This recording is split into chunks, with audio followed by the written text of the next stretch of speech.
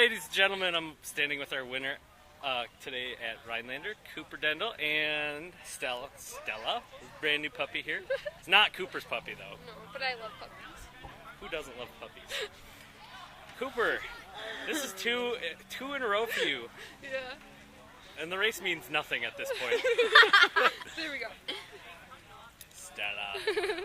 So, Cooper, you came out to Iola 2 weeks ago and you won. Yeah. Beat everybody. And you came out to Rhinelander today and you won. Yeah. So you're having a hot year. Yeah. What'd you think of today's course? I love single track. It's just like the greatest. I just really, if every course could be single track, it would be the most wonderful. Okay. I'm paying attention. All right, it's Cooper. Yeah, I'll take her. Stay with me here. Okay. So, long lead out, right? Mm-hmm. So were you in the lead right away? We were kind of like riding together at that point. We kind of just were like, come on, we don't really need to go as hard as we usually do. Right. That really hurts. And no one likes that. And so we kind of just talked as a group and we were just like, well, let's just go out and just see what happens. It looked to me like a pretty small group. Yeah, today. it was a pretty small group today. So did you feel a little bit more confident just from that? I mean, every race you get nervous. I always get nervous every single race, no matter how many people are there. Even if I'm the only girl, I still get nervous. So, well, yeah, you still have to finish. I mean, yeah. It's not one right away. You gotta actually win. Yeah. You gotta finish. So I don't like to think about that. I just like to think about it's just another race. So a lot of single track. Mm-hmm. Did you have any kind of issues, or did you just have fun out there? First lap, I wasn't really riding the single track as well as I would have liked to, but I seemed to pull things together the second and third lap and start riding things a little bit smoother and faster in the single track, so I didn't have to work as hard on the double track. You guys only did 3 laps, but they were pretty long. Do you know what the length was on those? I think the whole race was like 22.5 miles or something. Okay. So a little bit longer than Iola, but not too terribly long. It was almost the same time as Iola. Wow. So maybe a little bit less climbing. Yeah, or the road sections really. Oh yeah, those are pretty fast. Yeah, they're really fast. And there's quite a bit at the end and the beginning of the lap, so you can kind of drink a little bit. And the single track at the end is super, super fun. It's really fun. Oh yeah, absolutely. So, I think I might have mentioned this at the last race. I said I think that you're going to have a really good season, and you're proving that you're off to a really good start. So I'm really excited to see what you do this year, and congratulations again on your win. Thanks. Rhinelander, we'll see you at the next race. So we're standing with today's winner for the Rhinelander Crystal Lake Classic, right? Yep. Brian Motter, first WORS race of your summer, and you took this Summer. Is it summer? Well, no, not yet. I've been in summer break for like the last 4 months, but this doesn't feel like summer quite yet. Well, this was one of the best days we've had. It was beautiful today. It was awesome. Good racing weather, right? Perfect. So you went out there, took it all, and reminded everybody you're Brian Motter. Yeah, I tried. It was hard. I was dizzy when I crossed the line. What was the course like for you today? It was good. It was kind of the same as it's always been. It's kind of loamy, bumpy. Kind of have to fight to find a good line and keep some flow. So, great course for a dually. And yeah, I was gonna say. I mean, it is a really bumpy course, and I noticed here that you did bring out the full suspension Superfly SL. Yeah. So, a lot more comfortable on the joints? Oh, for sure. I'm getting old. I'm glad I can still win, but I'm definitely getting old. So yeah, the full suspension's definitely nice. It felt faster, able to carry more speed. It did look like a pretty competitive race, you and Nathan. Yeah. So did you guys you guys kind of took off and left everybody behind? I saw Joe trying to keep up with you guys for most of the race, but what was going through your head? Yeah, I don't know if Nate needed some sort of revenge after Iola last weekend or 2 weekends ago, so... Well, maybe he was trying to relive last year. He won this race last year. He did. I think the last 3 times I've done this race, I've battled with Nate, and it's come down to a last lap battle. Okay. and I was at Transylvania last year, so I missed out. So that's right. It was cool to come back, and yeah, Nate just hit it really hard on lap 1 and got a little gap, and I was like, yo man, keep the pressure on. We got Joe on the ropes, and you know, we had a gap starting lap 2 and worked together on the dirt road lead out, and it was good. So you've been doing a lot of traveling, I see, and you've been doing some coaching and stuff. Are you planning to stay in Wisconsin for most of the summer? Oh yeah. Do a lot of the WORS races? Yeah. I'll try to get 8 in. We'll see. It might be tough this year, but well, you know, I hope we see a lot. It's always nice to see the good competition, all of the fast guys up in front. So awesome. Congratulations again today. We'll see you at the next one. All right, so here we are again, still at Rhinelander, and this is April Morgan, who got second place for the Elite Women today. April, I've never had the opportunity to interview you before, so tell me a little bit about the course. Yeah, so the course it's awesome. It starts out, it's got a pretty long rollout. I think it's a couple miles on gravel road. This year, it was a little bit, I guess a little loose. It's a little bit drier than maybe last year was. Yeah? Yeah, so you had to be a little bit careful on some of the corners, and pace is kind of steady in the beginning, and people are generally just trying to maintain position. Right. Then you kind of, I guess you finally hit the single track, and that's kind of where the pace picks up, and you start to see the selection be made. So, yeah, it's a really sweet course. It was sandy this year, but all in all, it was pretty fun. So were you tactical at the beginning, trying to get up into the single track first before everyone else? I think I was trying to be smart and let Cooper do a little bit more of the work this year, but I think that didn't really work in my favor. Cooper loves to do the work.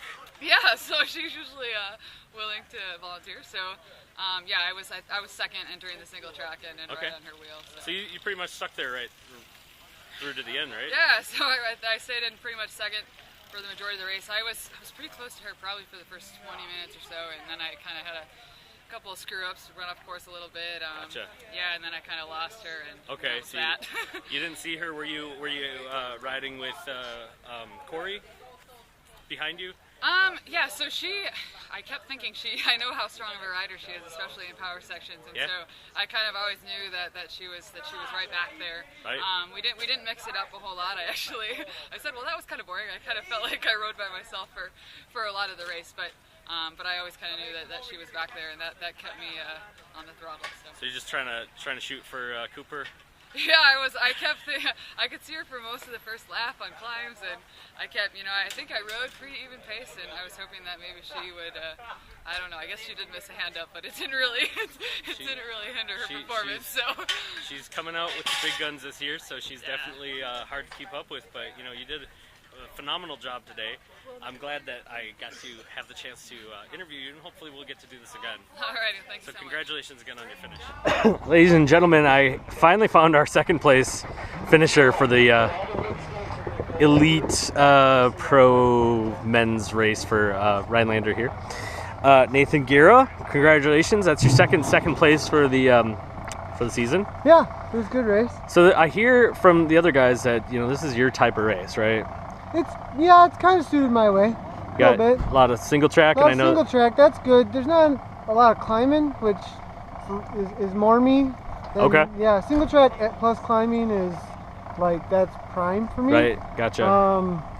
So I mean, I don't know if you talk to Brian. I mean, when he went on the flat, he had a little gap because I had a bad feed on the last, and then we were going in the wind, and he had a gap, and just couldn't close it.